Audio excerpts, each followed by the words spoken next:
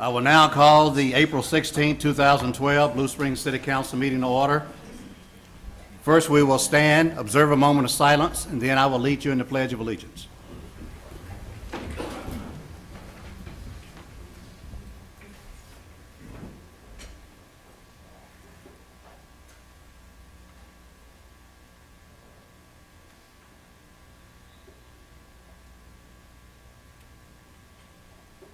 I pledge allegiance to the flag of the United States of America and to the republic for which it stands, one nation, under God, indivisible, with liberty and justice for all. You may be seated. I want to welcome you in attendance tonight as well as those that might be watching on cable TV 7.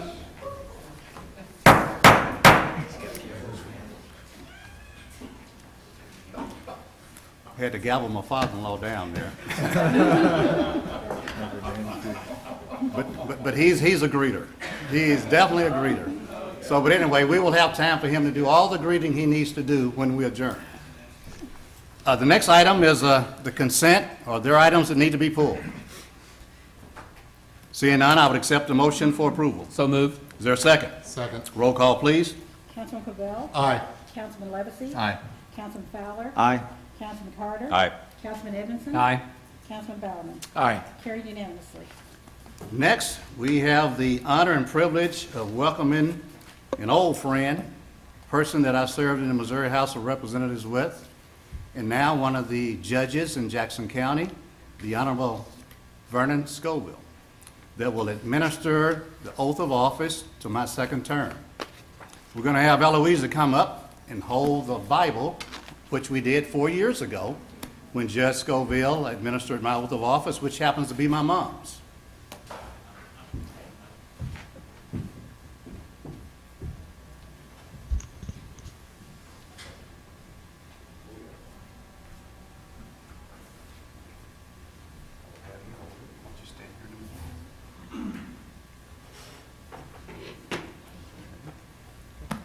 Raise your right hand, sir, and stay after me.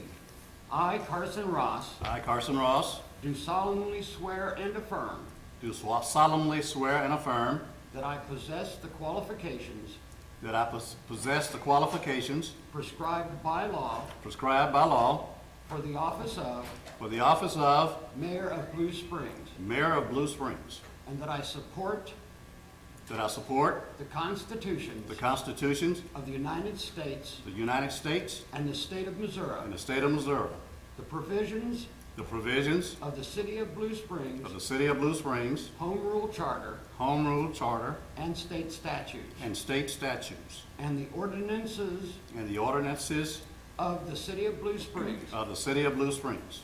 I shall faithfully conduct myself I shall faithfully conduct myself in office in office and respect the confidences and respect the confidences and information and information which come into my possession. which come into my possession. So help you God. So help me God.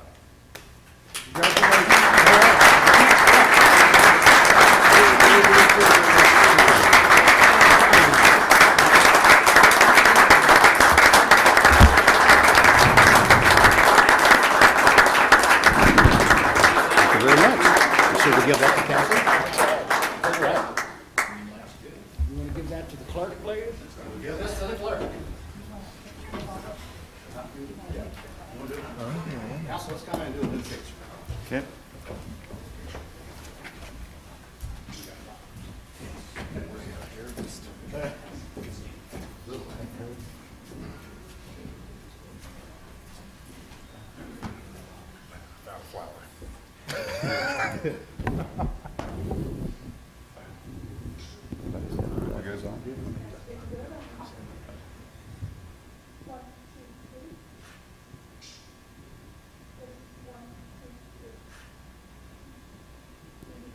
Thank you, gentlemen.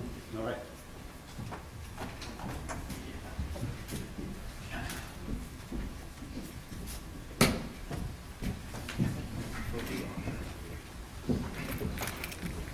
Again, we want to thank Judge Scoville and his wife Claire, whom I've known for a long time.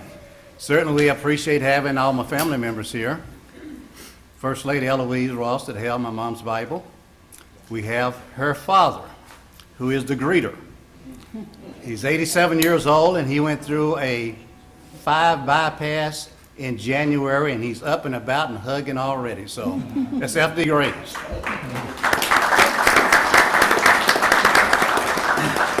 We have my sister-in-law, Diane Graves, there, and we have a family friend, Maud Williams, and my oldest daughter and her husband, Shelley and Frank White III, back there.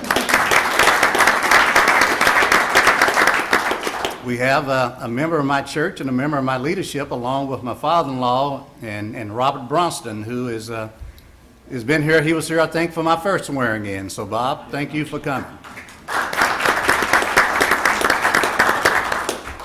I think I got all the family members. So, and also those of you that came tonight to wish me well in the next 4 years. We've accomplished a lot the last 4 years, but there's still much to do.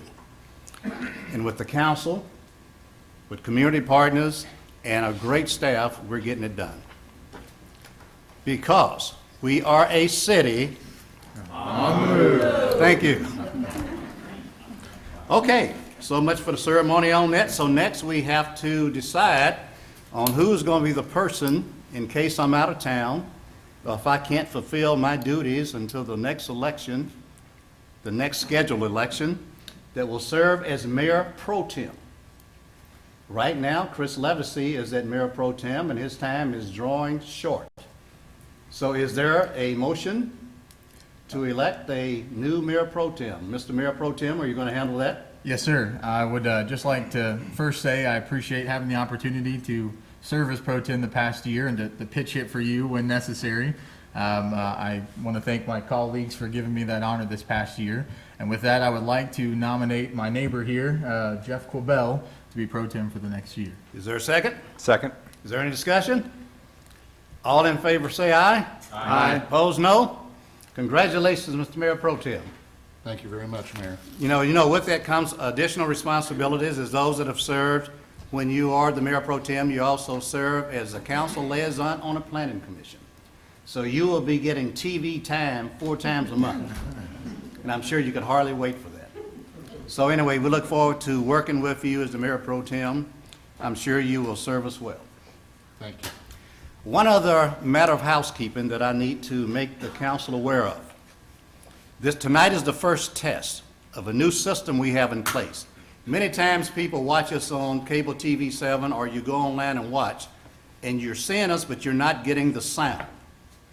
And that just irritates a lot of people. It irritates me when it happens, but we are actually operating our video and audio from City Hall, which makes it a little difficult because we're satelliting and we don't have all that. So as an interim step, there is a signal on the door behind you.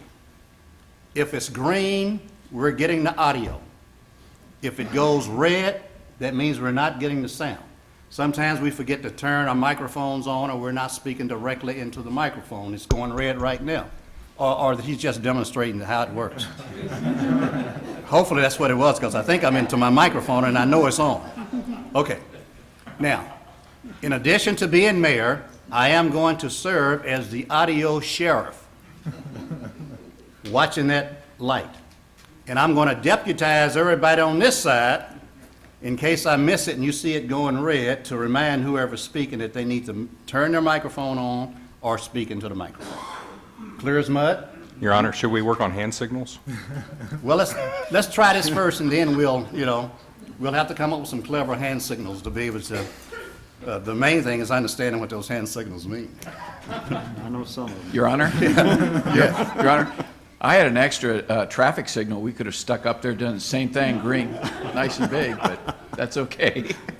In case this one fails, we will take you up on it. Okay. Okay, let's move on. We're having way too much fun here tonight. Next, we have an introduction and reading of Bill 4209. Who would like to I'll introduce introduce it, Your Honor. Okay. First reading of Bill Number 4209, an ordinance amending the Code of Ordinances, City of Blue Springs, Missouri by adding Section 355130 to regulate the parking of trailers within the city limits of the City of Blue Springs. Move the bill be approved on its first reading and proceed with the second. Is there a second? Second. Any discussion? Discussion? Yes. Yeah. Yes, Your Honor. I wanted to say that this was brought to us from a citizen's concern, a home association, and it's about parking trailers for good durations of time on public right-of-way on a street. And sometimes, you know, people may park it in front of their own house, but when they start parking a trailer long-term in front of somebody else's house, that's definitely going to get some folks involved, and they were more concerned with the traffic safety and everything going through their subdivision. So I definitely want to support that. There's also some concern about empty trailers, and I want to hear if there was any more discussion relative to that issue. I just say that I want to support the long-term parking of trailers or you know, non-vehicles in public right-of-way. Okay, Councilman Fowler. Councilman Norman, you have some comments? I would like to add to Councilman Fowler's comments. We did discuss this in the work session and some separately. I am all in favor of the 72 hours, a defined limitation of a trailer being parked on our city streets, unattended or otherwise.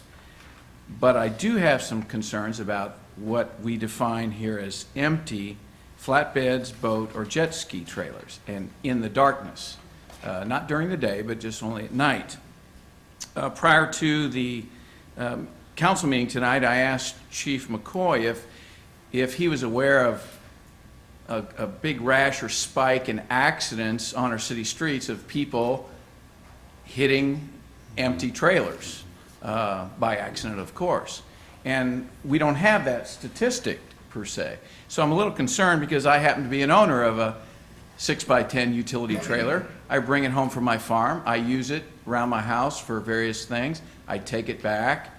And I guess I don't want to be breaking any city ordinances, of course, but what has been fine, now all of a sudden is going to be something I can't do. It's illegal. And I struggle with that a little, as I'm sure a lot of people in our city would. There are these nice things available, reflective decals that can be bought at any automotive store, usually at the trailer and the boat and the jet ski dealers. These are very visible at night. Now, they are DOT required for trucks and other larger trailers, but not for those smaller ones, per se, utility trailers. So I bring this just up to attention that other than the reflectors of the license plate, correct, that would be the only bit of reflective material coming down that street at night that the headlights of a car would pick up. I would hope that our drivers are paying attention and they would run into it. But I do understand that concern. I'm just wondering if it would be appropriate, Your Honor, and our city administrator and our city attorney to refer this to the Citizens Police Advisory Board for further study, since it will involve the police department issuing tickets, and if there's any other discussion. Any other discussion by council members? Councilman Fowler? Yeah, Your Honor, I definitely, the empty trailer issue, I can see how that would definitely go to the Public Safety Board for review. I think I'd appreciate their input as well. I'm not quite sure as to, you know, the issues behind that, so I can see that aspect of it. As far as process, should we amend this motion and take that portion out, keep going with the trailers, or just send the whole ordinance back to public safety? I guess I'm trying to get a consensus. Is there enough consensus on the long-term storage for us to even consider it, or just, you know, that portion of the ordinance? And procedurally, which way to go here? Mr. McDonough, you have any suggestions on how we should handle that? Well, obviously, you can do either one, refer the whole thing to public safety to review if you wish, or you can take out the A and B and make C A and just pass it with the 72 hours. So, you know, it's up to the council as to which they want to do. It's supposed to be, what would be your preference? Council members, anyone? Councilman Carter? I would recommend referring it to the Public Safety Commission, The whole the ordinance? whole ordinance. Okay. We've waited this long, I suppose, that Councilman Levesey? I just want to make a comment a little off topic in regards to this ordinance altogether. I think my main concern when this came up back at the work session was regarding contractors and their ability to use their trailers for projects. And I think the 72-hour period attempts to take that concern into consideration. So I think we're at least where that's involved are on the right track. I don't know as far as the difference of this, if referring it is the consensus, I would agree with that as well. Yeah, as long as I think that the 72-hour and that condition will ultimately make it back to us, that's all I want to make sure of. And then I'm willing to listen to input on the rest of it. So But certainly, we no can problem. instruct if we refer this back, we can instruct the Public Safety Citizen Advisory Board that the consensus of council, we keep the 72-hour in, take a look at some of the other things that needs to be done. When does the next one meet? First, second Tuesday. Okay, and so we can bring it back after that. They just had their meeting last week, May the 8th. We don't take input from citizens while the council is discussing. Okay, so the chairman of the committee is in the audience, and I think he's heard what the council's instructions are. Yeah. Now, you can come in on the visitor section, Leon, because we're going to refer it back to them anyway, to the committee. Okay, is there a motion to refer it to? So moved. Okay, is there a second? Second. We've had discussion. All in favor, aye? Aye. Opposed, no? Motion carries. It's going to be referred back to the Public Safety Citizens Advisory Board for further review. Then you'll bring it back. We'll bring it back for action at a later time, which won't take that long. Hopefully, you'll get that at your next meeting, and then you'll refer it back to us, and we'll be able to take action on it. Okay, the next one is introduction and reading of Bill 4210. I'll introduce it, Your Honor. Okay. First reading of Bill Number 4210, an ordinance amending Section 355010 of the Code of Ordinances, City of Blue Springs, Missouri, to prohibit parking within 8 feet of a mailbox. Move the bill be approved on its first reading and proceed with the second. Is there a second? Second? Discussion? Your Honor. Go ahead. Councilman Levinson and then Councilman Covell. Thank you, Your Honor. This issue also came up at the work session, I believe it was back in August. At that work session, I also had some concerns regarding the restriction of parking near the mailbox, which is what this is adding to this ordinance. I appreciate that staff seems to have taken some of my concerns into consideration. I did have some discussions with them over the past couple of weeks, and I appreciate them working with me to try to restrict and limit the exposure that this would have to the residents. But ultimately, I still feel this is an unnecessary restriction, and I would suggest to the council tonight that we oppose this and do not continue with this ordinance tonight. So that would be my Councilman Covell? suggestion. Your Honor, my comments are similar. I actually have some experience with this. When my two daughters had both gotten their first cars, they parked in front of my house and blocked our mailbox on a number of occasions, and eventually I received a note from my mail carrier reminding me that I'm not allowed to allow that to happen, I think, under federal law. Okay, you're on yellow. Let me Is it lean on? forward. Is it on? Yes, it's on. Okay, go ahead. Can you hear me now there? You're on green. Okay. Anyway, we were able to resolve that problem by Dad having a conversation with my daughter. Now, I recognize there are going to be many other reasons why this may or may not be easy for the mail carrier to keep the mailbox clear, but primarily for the reason, I went through my neighborhood and kind of looked to see how many people would be blocked from parking in front of their house at all because of positioning of mailboxes, and I'm a little bit concerned that it would be a problem for far too many people. Having said that, I would also echo what Councilman Levisay said, that we oppose this, but should we go ahead and do it, I have one other comment. The time range of 9 a.m. to 3 p.m., I believe, is probably put there because of when we perceive the mail is delivered. But in my neighborhood, the mail frequently comes at 5 o'clock and sometimes as late as 6. So it depends on what neighborhood you're in, of the timing of this. And the fact is, in most neighborhoods, you're probably within a 2-hour window, but it's different for every neighborhood because the carriers are delivering in different areas.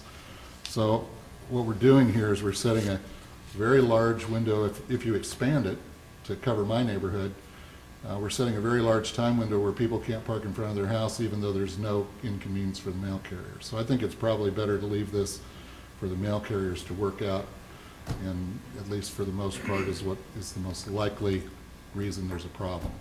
So with that, that's it. Your Honor. Okay, why don't we just go right down the line there? Okay. Councilman Carter. Yeah. I agree with the consensus so far. I don't see an overriding need for this. And in my own case, when I was having a roof put on my house, the roofer was parked in front of my mailbox, and the mail carrier made it very clear to me that she was very inconvenienced by the fact that that truck was there, but she brought the mail to the front door. So I think this is an issue between the Postal Service and individual people, and I don't feel like there's an overriding urge to restrict parking. You might be on to something. If I park in front of my mailbox, the courier will bring it up to my house. It worked for me. I left her a tip at Christmas. Councilman Edmondson. Your Honor, well, I'm not going to beat up on the mailbox thing, but there are some things that I found disturbing when I'm looking this over and in conjunction with the downtown.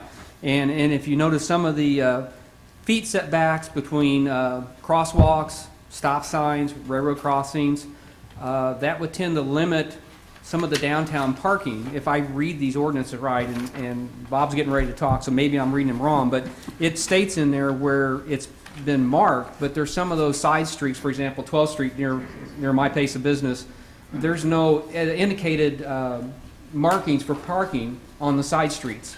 So I would assume that based on that, that you could not park within, say, 30 feet of a stop sign, which would eliminate almost 2 parking spaces that are currently being used by employees of the downtown merchants. And so there's some areas there that, though we're trying to maybe solve some issues maybe in some of the suburb homeowner association, areas around town, but then we're also going to be penalizing other areas around. So, we're trying to get one specific thing covered, but the shotgun effect is going to hurt a lot of people. So, I don't know, Bob, if you've got a comment, maybe I'm misinterpreting that part of it. Okay, Mr. McDonald. Well, you're not necessarily misinterpreting it, but that's been on the books for years. The only thing that's being changed is item 4 under 2, which is the mailbox thing. The others are existing ordinances, so if they need to be changed, we need to. Maybe somebody ought to talk to Judge John Jack, because he tends to break that law every morning. I'm not touching that one. I'm not touching.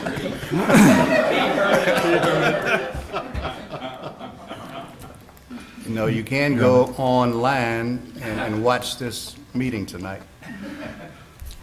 Thank you, Councilman. Councilman Darman, did you have something to contribute? No, Your Honor, I think there's been some good points made. Thank you. Well, one of the points I want to make is this is not staff-driven.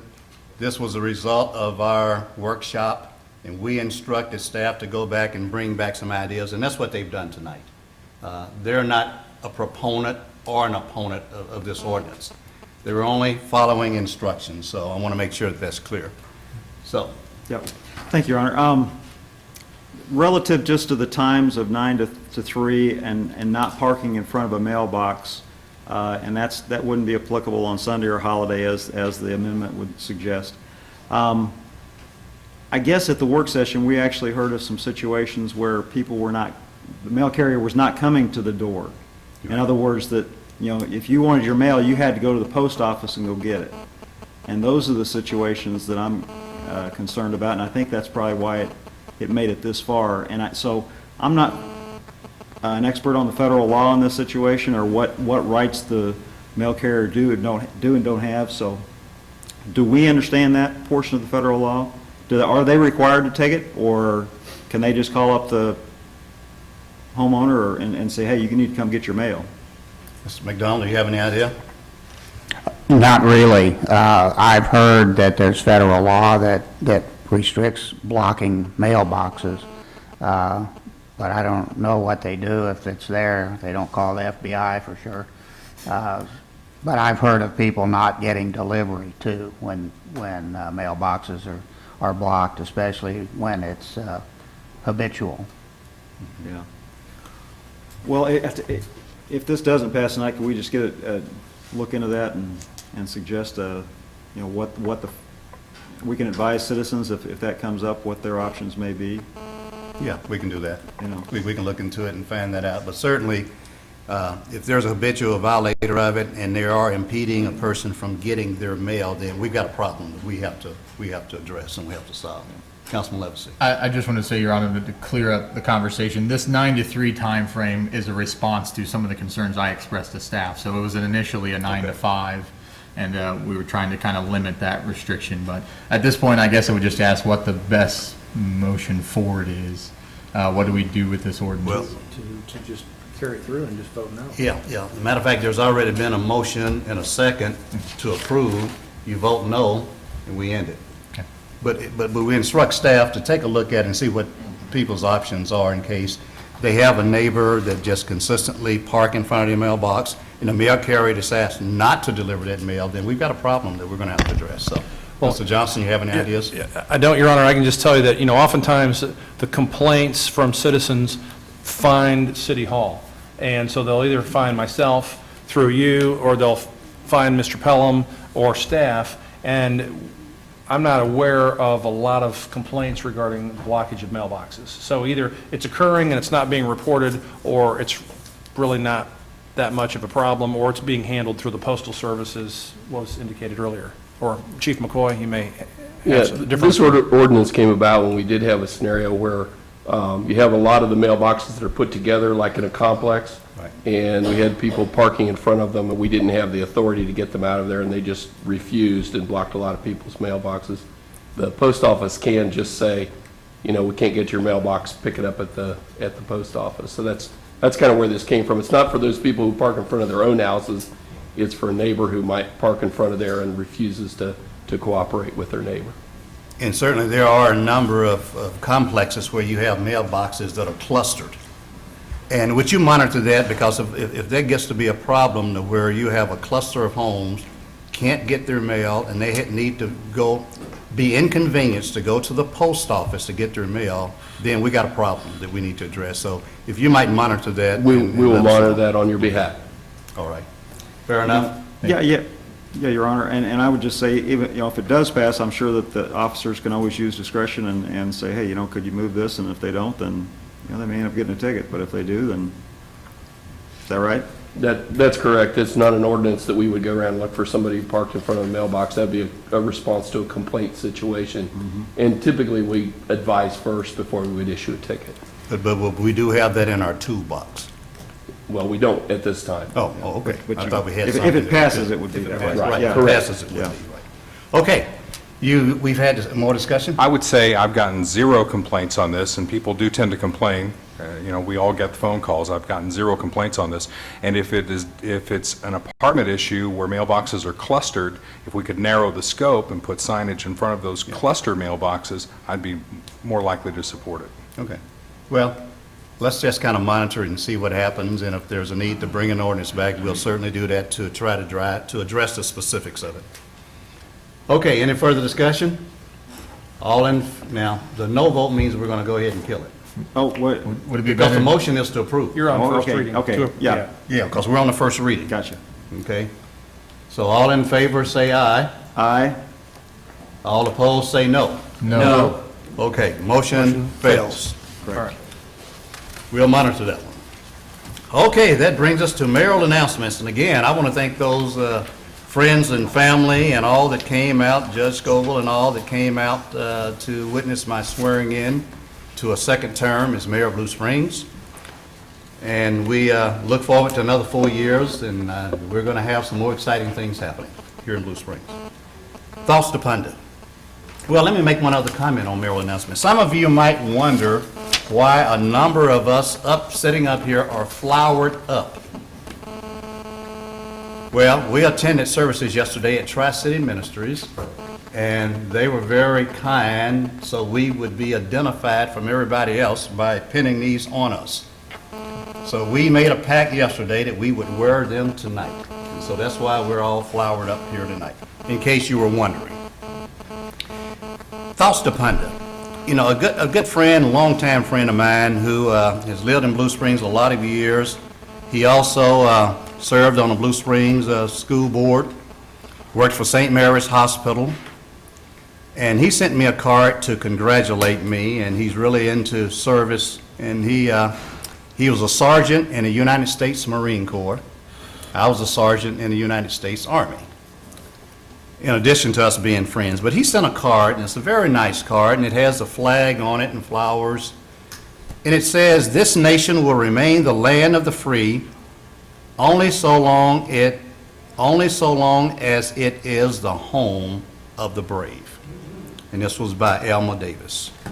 So anyway, I want to thank Mike Leap for sending this card to me so we could share this as thoughts to ponder. I don't have any visitors' appearance forms. Leon, I didn't know if you wanted to fill out one and come up and maybe give some instructions, and also we would invite you to come to the Public Safety Citizens Advisory Board Committee when they have their meeting too. Want to come up to the microphone so we can keep that light on green. Keep it on green. Keep it on green. So do you need to push the button there? The only thing about coming to their meeting, I'm gonna probably be at Truman Lake catching crappie. Okay. Yeah, we might have a fish fry sometime. For those that don't know, Mr. Hubbard and I served in the 1980s on the Board of Aldermen together, and you'd much rather be fishing, catching crappie than to be at their meeting. In fact, I would have been there tonight, but the bad weather brought me home, so I thought I might as well come up and join you. I tell you what, you can always reach Tom Eckert, you know Tom, he's chairman, and give him some written comments on what your thoughts are, it'd be fine. I just want to reiterate that I would hope that you would at least do the 72-hour parking. Yes, they've been instructed that we'll do that when it comes back. We passed, I'm the reason they're doing this, folks, so. But we recently got our subdivision restrictions the same for a whole area, and we got it to where it includes the street. Okay. And so our little part of the world is kind of taken care of. We do have clustered mailboxes, there's 12 for each, little corner. And sometimes if there's, they don't deliver our mail if somebody's parked on our front. So look at the clusters at least. And then I have one request. Okay. Next year when you send this out, you've written that the vehicles can be parked in driveways and all. You need to put in parentheses, check your homes association restrictions before you do that. Yeah. Because that is against a lot of the restrictions. Good point. Good point. Appreciate it. Good Thank catch. you. You know what, we learned something back in the 80s, didn't we? Yeah. Thank you, Leon. I don't have any other visitors' appearance forms. Is there anybody that'd like to address the council? Seeing none, I also want to let you know that Kathy is responsible for us having some refreshments in the back of the room tonight. So we don't want you to leave without having some punch, and are they cookies? Brownies. We got punch and brownies. So we want you to stay and be able to fellowship, and if you don't do anything else this evening, I want you to meet my 87-year-old father-in-law, F.D. Graves. He's back there holding his hand there, so we really appreciate it. All right, we'll accept a motion to adjourn. So moved. Is there a second? Second. All in favor, aye? Aye. Opposed, no? Meeting adjourned. I have the official, unofficially.